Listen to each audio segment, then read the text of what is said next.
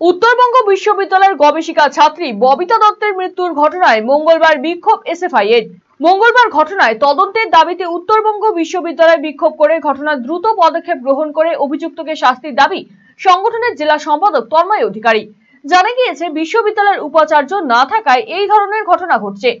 আগেও এই ধরনের ঘটনা ঘটেছে। দ্রুত পদক্ষেপ না নেওয়া হলে জেলা জুড়ে বিক্ষোভ আন্দোলন করা হবে।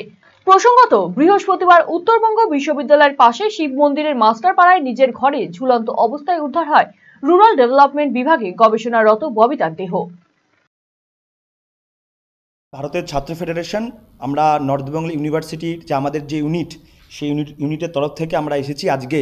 মূলত আপনারা দেখেছেন যে প্রতিনিয়ত এই জায়গায় ছাত্রছাত্রীরা এবং গবেষকেরা একটা পরিকল্পনা মাফিক তারা খুন হচ্ছে, আত্মহত্যার পথ নিতে তারা বেছে নিচ্ছে আত্মহত্যার পথ। আমরা ভারতের ছাত্র ফেডারেশন আমরা মনে করছি যে এটা একটা একটা ইনস্টিটিউশন যেখানে ছাত্ররা পড়াশোনা করতে আসে। আমরা মনে করছি এই জায়গায় এরকম ঘটনা যদি হয়ে থাকে, সেটা আমাদের ছাত্রগতভাবে, আমাদের ছাত্র সংগঠনভাবে এটা একটা লজ্জার বিষয়। আমরা আমাদের সংগঠনের তরফ থেকে আমরা জানাতে চাই যে এরকম ঘটনা যদি না বন্ধ হয়, আমরা এরকমই আমাদের আন্দোলন চলবে এবং দরকারে আমরা জেলাগতভাবে আমাদের যে কমিটি রয়েছে সেই জেলা কমিটির থেকে আমরা আরও বড় থেকে বড় আন্দোলন করব।